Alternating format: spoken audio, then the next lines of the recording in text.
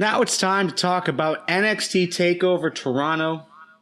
We have quite a few big matches. This week on NXT, we are going to get Cedric Alexander versus Andrade Almas.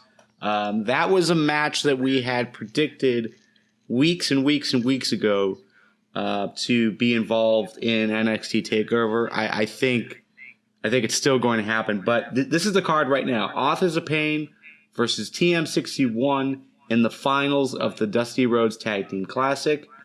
Again, assumed. Cedric Alexander versus Andrade Almas.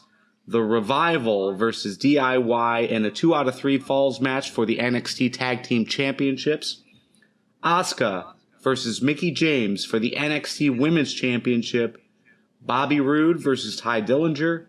And Samoa Joe versus Nakamura for the NXT Championship. Let's start off with the Dusty Rhodes Classic. Who do you see winning? I would think the Authors of Pain take the cup. TM61, I love that team to death. And I think they have a lot of upside in the WWE.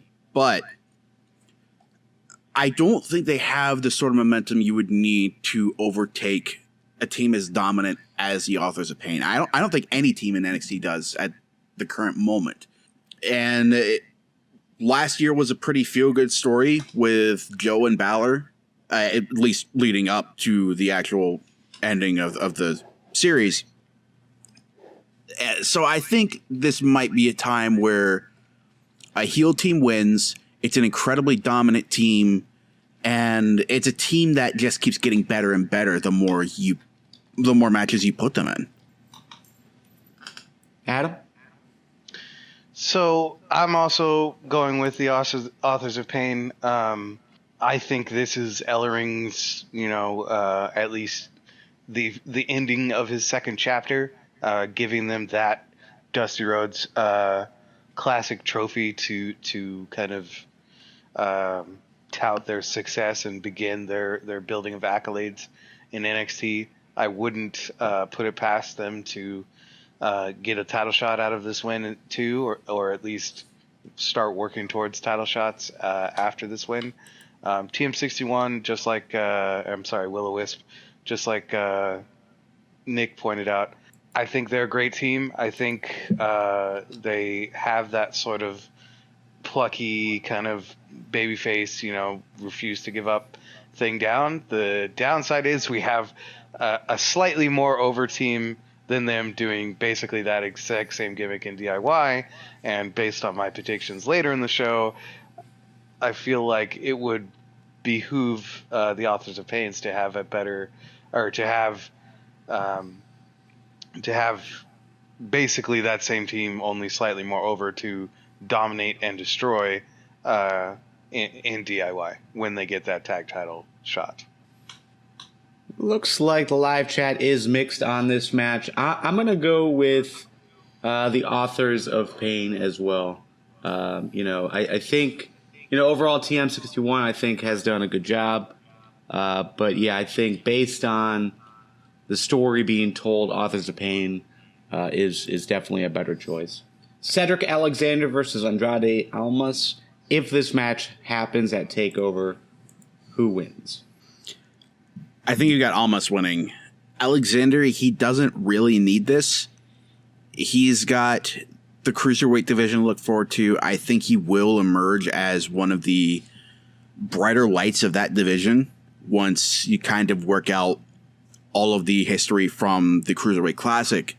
I think he is going to move on to bigger and better things, and this is a move to establish Almas' heel persona. I don't really see this continuing past TakeOver, just because there's not a ton of personal stakes between the two. Yes, Almas stabbed Alexander in the back, but their teaming was just one of circumstance to begin with. I think this is an event where Almas proves his dominance and Alexander moves on. I'm picking Alexander just because I see his stock pretty high in WWE right now, but considering that he's both working NXT and pretty consistently working on the main roster too, even though it's in, multi-man matches. So pretty much for that reason alone, I mean, honestly, again, like Nick said, I can see Cedric wanting to get his revenge on Almas for Almas's attack. But outside of that, I just really don't have a lot of investment in this pairing. I'll admit I haven't been blown away by Almas. I in no means mean to say that he's not a good worker. He really hasn't gripped me personally. So I think he needs something. Maybe that would be a good opportunity to do in this match, is kind of give him something a little more than just, I'm a guy who wears suspenders and a hat with a giant feather to the ring, like allow him to kind of develop on the character side, because I do think his ring work side is already pretty tight. Well, he has abandoned the stripper attire, so. Oh, okay. I didn't know that. I guess I haven't been paying that close attention. But Adam, you see, I mean, even though this is an opportunity to build on Almas, you see a loss? Well, I think especially in that case, a loss would be better if they're going to go heel with him, because then they can attempt to do, either yet another or an even more brutal attack afterwards, or while they're working the match, they can kind of show a more heelish side to him, or at least push the gas on work that he might have already been showing in the ring that I might have just not paid attention to. He's shown a fairly heelish side. Just the initial betrayal of Alexander, Almas kicked the shit out of him. Yeah, I would have liked to see a stronger follow-up to that, though, because as I recall, he didn't really show up for most weeks after that. Yeah, I think that was just... not in the ring. There were video segments. That's pretty much the way NXT handles things outside of the top stuff. Like Joe and Nakamura, they barely worked any matches. Joe wrecked a lot of face until Nakamura came back from his injury, and then Nakamura wrecked a lot of face. Security faces. Like Joe and Nakamura have worked almost 0 matches since the last takeover. That's fair. Then again, I think you could also argue that both of those men are way more charismatic than Almas is. So yeah. Well, then look at Rude and Ty Dillinger. They barely worked a match outside of the Dusty Classic, and even then, Rude didn't work that match. He just watched Dillinger lose his sanity. Again, I think better charisma outside of the ring, personally. But I mean, if you really want me to say it, I'll just say, I just don't really like Almas that much. Yeah, no, I think unlike those other matchups, I think Cedric and Almas needed to be in the ring or involved in some capacity more than they were. Unfortunately, I think it's just one of those unfortunate byproducts of the Dusty Rhodes Classic happening at the same time. Yeah, NXT has not had a good track record lately of building up that mid card. Everything seems to be derailed by the Dusty Rhodes Classic or some tournament for the men's title or some other what have you, like promoting cruiserweights that really don't need to be there. They're already on Raw or something. The pacing of the show, the writing of the show has suffered a lot in the last 6 to 8 months. You could argue they kind of cannibalized at least temporarily, the mid card for the sake of the Dusty Rhodes Classic, because very many of the teams that were formed were pretty much NXT's mid card. Yeah, honestly, as much as I get the impulse to honor Dusty, I think they picked a shitty time to do it. Because before the Classic was announced, you had the Revival, you had DIY, you had TM61. Outside of that, you had hinting at Sanity at that time, but even Sanity's not a great tag team. They're barely a tag team. They're a faction that puts 2 members in, and they hardly work together.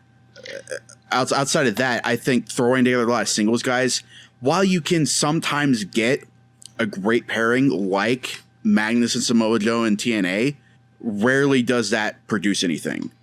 Maybe No Way Jose and Rich Swann could be entertaining.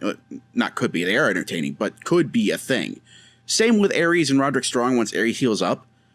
But it's a lot of throwaway tag teams. You used up a lot of those guys for not much. And ultimately, I think it wasted a lot of people's times when really you could have done something a lot simpler. I'll be honest, tagging on to your Rude Aries pairing. Not that I don't like that pairing, but if we're gonna potentially project which teams we'd prefer to see, I would way more rather see the Dirty Heels finally get together. I actually thought they were gonna get together for the Dusty Rhodes Classic, but it went the way it did. Sure, I definitely wouldn't say no to the Dirty Heels showing up in NXT. If nothing else, you need another actual tag team. Yeah. All right, live chat is mixed on this match. I'm going to go with Almas as well. Speaking of tag teams, we have the Revival defending the NXT Tag Team Championships against DIY. Who you got? This has to be the time DIY captures those belts. Why else have the match otherwise? It's been done a shit ton of times already. And you've already played that card with Enzo and Cass and just match after match after match for no payoff. As the Revival kept stealing the win over and over again. And it's promising to repeat that pattern with DIY. Because you can only have those guys go after those belts so many times before it gets even more stale, it gets older, and they eventually make their way up to the main roster. This has to be the time where the Revival drops those belts. I have to assume that. If only because it's a pretty done deal that the Authors of Pain are winning the Tag Team Classic. 99% agree with that. I mean, if you're going to book this match and tease us with, DIY becoming champions finally, something we all want to see, this has to be the match to do it in. The 1% I don't agree with, or not necessarily don't agree with, but just feel needs to be mentioned, is if this is the moment that we see DIY split up, which I don't know how I feel about that. On the one side, I really do like them as a team. Even outside of the ring, like you can see how much closer these two have become. With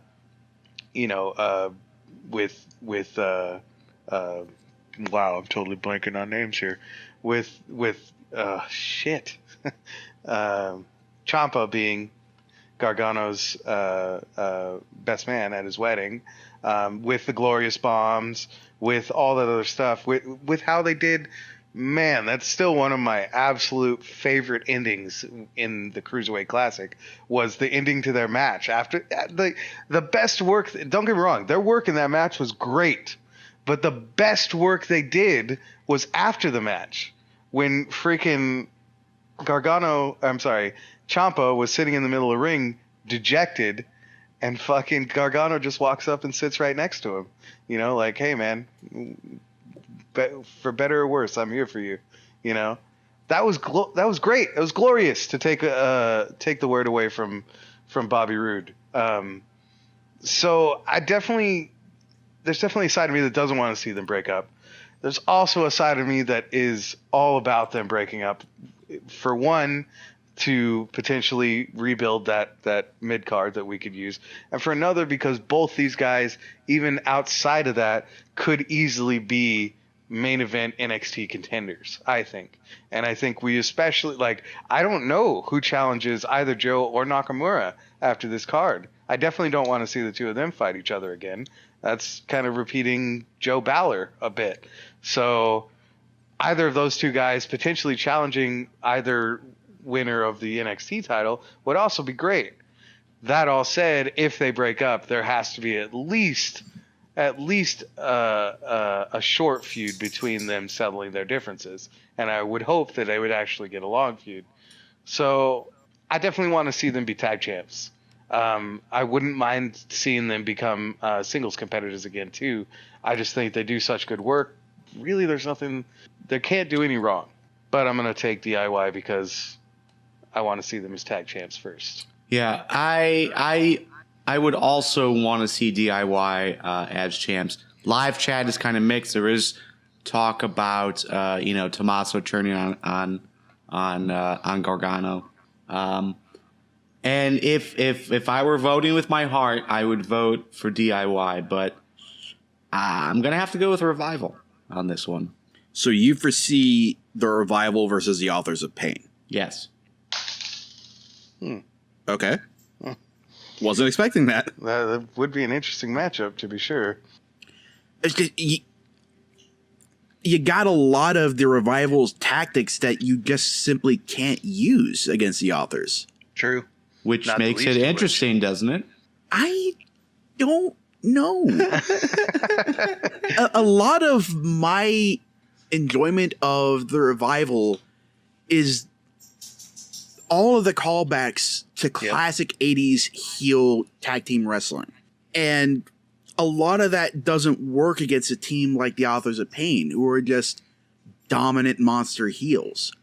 If you take that away, you still got two fantastic wrestlers and a great tag team.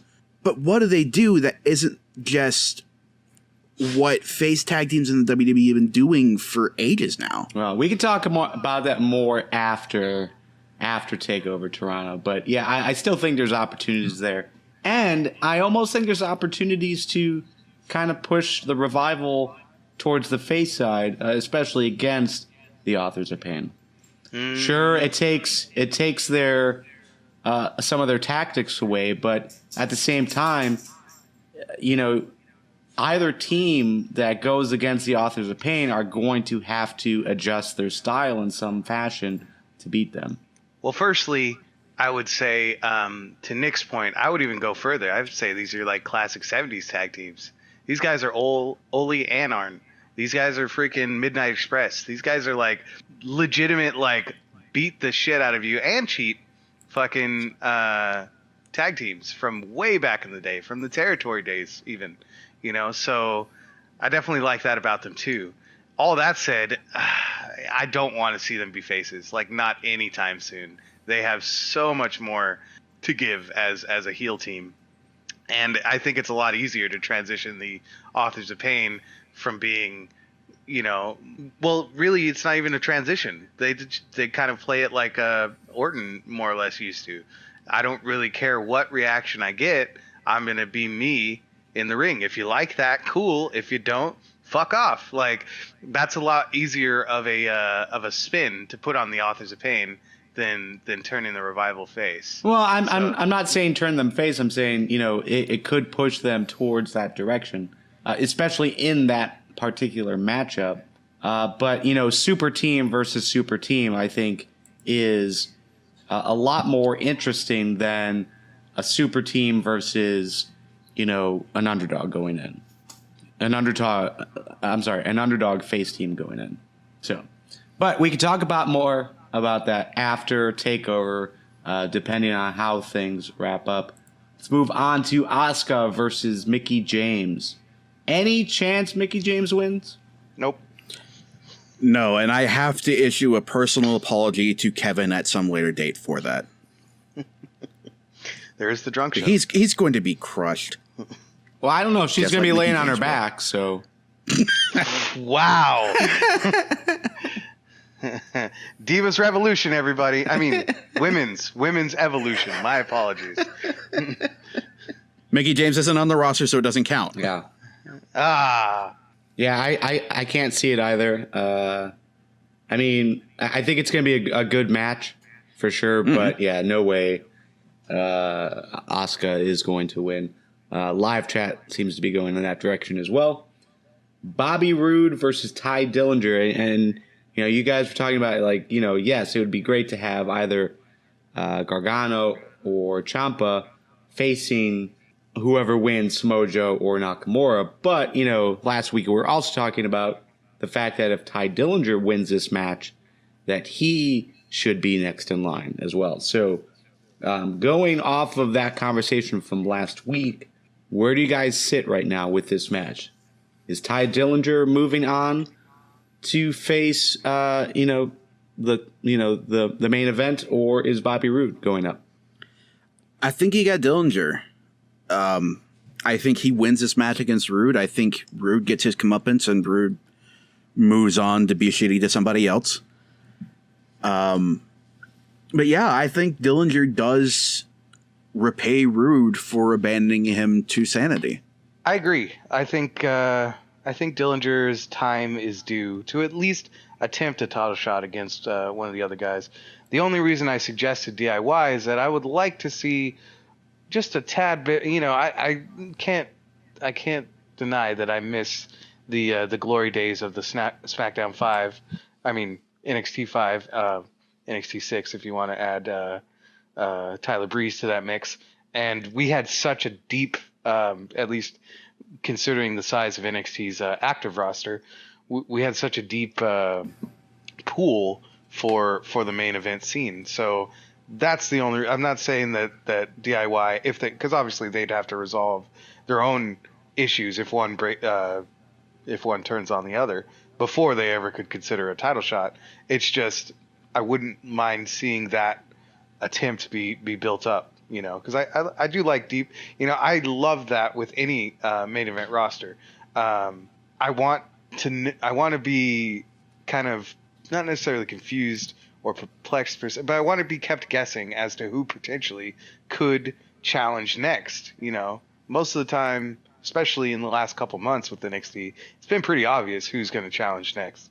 So Ty Dillinger definitely deserves a shot here, and hopefully this means he'll at least for a little while be in the NXT main event scene. If he stays there longer, that would be even better, I think. You know, he's so goddamn over with, you know, arguably, I mean, his gimmick is arguably just as simple as the yes and no chance for Daniel Bryan. And yet, just like Daniel Bryan, he got it over so crazy insane that I can't even believe it every time I see it.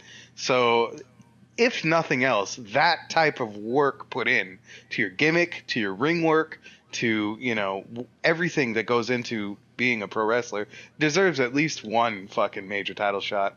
And as far as this match is concerned, I feel like Bobby will have an easier time recovering from a loss than Dillinger will. Yeah, Dillinger is already sitting in the spot where he's got Corey Graves talking about how he's not a perfect 10. And that's the story they've been telling. Dillinger's been suffering a crisis of confidence leading into the Dusty Rhodes Classic. And now he's rebuilding himself. Very similar to the way Sami Zayn rebuilt himself in his pursuit of gold. I don't think Dillinger can match that stroke for stroke, you know, just going through guy after guy until he gets that title shot. But I think this is Dillinger's first major step towards establishing himself as somebody that could conceivably battle for the NXT title. Live chat is going with Bobby Roode. One thing we should note is that Dillinger is a NXT trainer, so it's unlikely, I think, he would be called up. Dillinger? Yes, I read that somewhere on the internet. So it must be true. Yeah. Live chat has been talking about it as well. But, most likely he's not going anywhere. So he, regardless of this match, he could still, you know, be put into that contention, and he should, because of how over he is with the crowd. But I'm going to have to go with Bobby Roode on this one as well. So live chat's going with Roode. I'm going to go with Roode as well. Yeah. And that leads us to the main event. Samoa Joe versus Shinsuke Nakamura for the NXT Championship. Who you got? Adam, why don't you start? Okay. So I know we talked about it at length last week, so I'll kind of keep it brief. Regardless of whether he should or should not be called up, I want Samoa Joe to be called up. I want to see him mix it up with the main event roster. I feel like he deserves to be up on the main event roster. Just to have that feather in his cap, not dissimilarly to AJ Styles and his final. Well, I don't know about his final run. I'm sure he's got several years left in him before he's ever even thinking of retiring. But at least that final kind of star on your ring generalship of having worked WWE, got to the main event, and won the WWE title. I definitely think Joe is right up there in the same contention. Whether or not he's happy with where he is, that's obviously a choice of his. And if that's the case, then I will definitely accept it. But me as a fan, I want to see Samoa Joe on the main roster, so that's definitely going into my choice for Nakamura remaining champion. All that said as well, Nakamura, I feel, definitely deserves to hang on to that title for a little bit longer.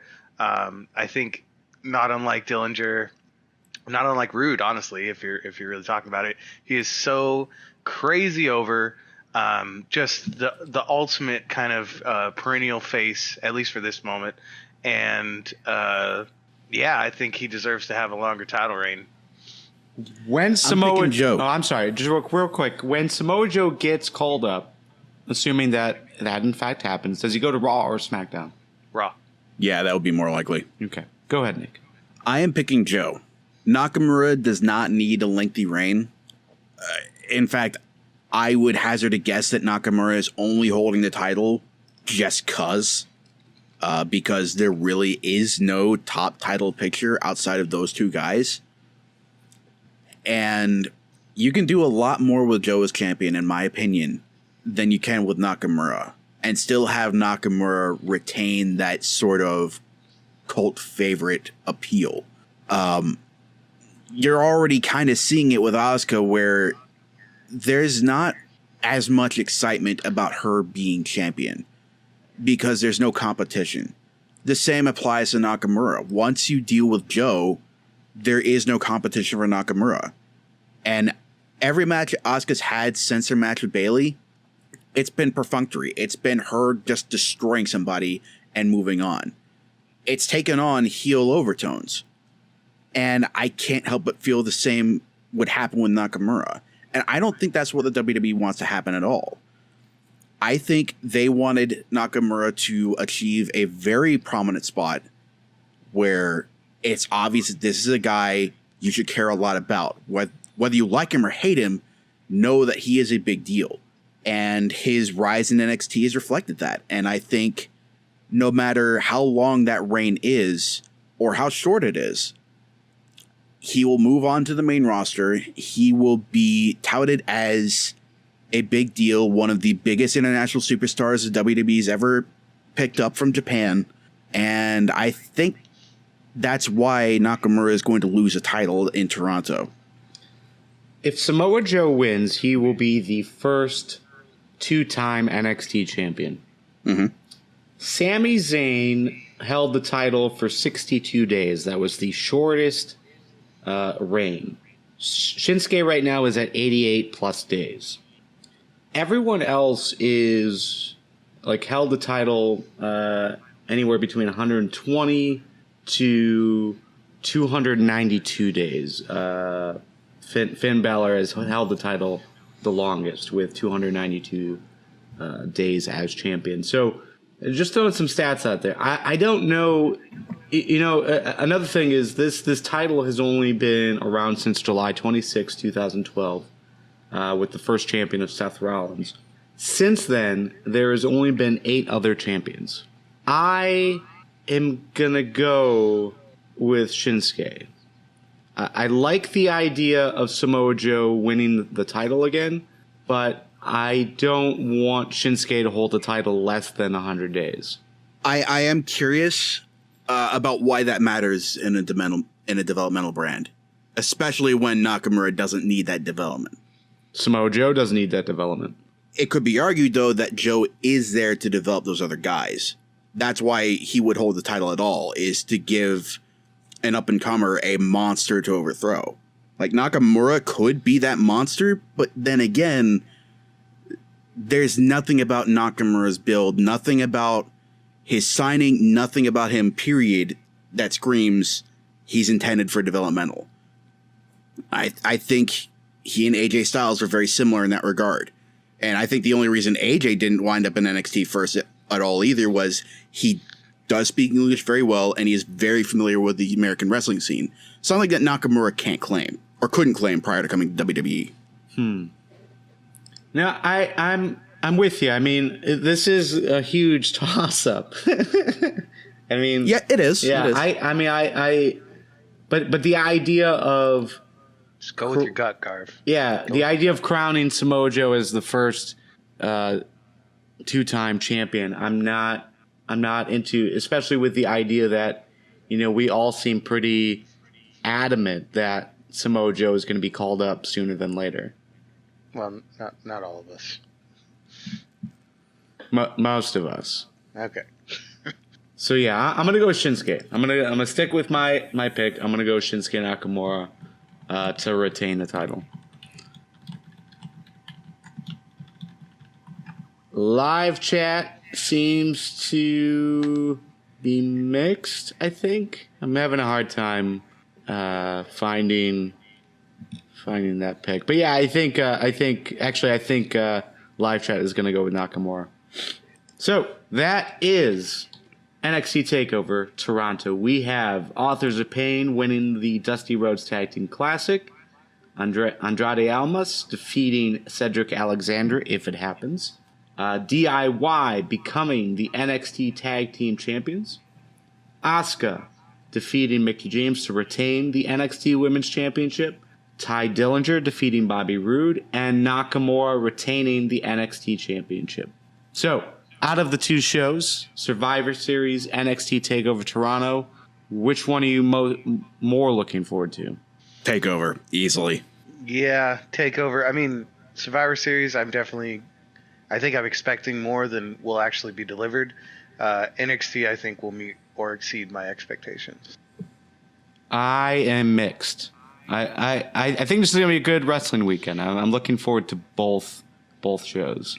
I think NXT TakeOver has a few more matches that I'm interested in, but yeah, overall, I think it's going to be a good weekend. What match are you most looking forward to for NXT TakeOver? I think I'm looking forward most to the Authors of Pain versus TM61. Maybe with Roode and Dillinger being a close second. Most of the title matches, for me, I've just seen them enough. I don't think they can really do anything I haven't seen before. Whereas Authors of Pain and TM61, we saw a little bit of that with TM61 beating Sanity, but Fulton's the only real monster of the two, whereas both Akam and Rezar are nothing but monster. And Roode versus Dillinger, it's got emotional stakes like you don't really have with the other matches. Perhaps barring Revival versus DIY. It's just got a different feel that, I don't know, makes me care more. Roode is just such a fantastic heel, and Dillinger has shown an earnestness that I haven't really seen out of him before. It's still a hard choice. Not too dissimilarly from me picking a favorite Survivor Series match, or at least one I'm looking forward to most. I think this one, there's one in particular that happens to stick out to me that I'm very much looking forward to because the result potentially could be in so much question, and it has the most potential for storylines down the road. And that, for me, would be Revival versus DIY. Because there's always has been since kind of DIY was, even though they've made the most of it, initially a team that was just kind of thrown together, and we'll see what happens. Luckily, we've seen some great things happen. That all said, the potential almost every time there's a big match between them, including the Cruiserweight Classic, is they might split up because of that whole mentality of these guys were technically two singles guys thrown together in a tag team. And either way they go, whether DIY wins and takes some titles, they lose and stay together, or lose and break up, is interesting to me. There's no ultimate downside. There's definitely favorites that I would prefer, but I don't feel let down by any one of those options. That's pretty rare for a wrestling match to have. So I would say Revival versus DIY is the one I'm looking forward to most. Yeah, Revival versus DIY is getting some love in the live chat. Also, the NXT Women's Championship.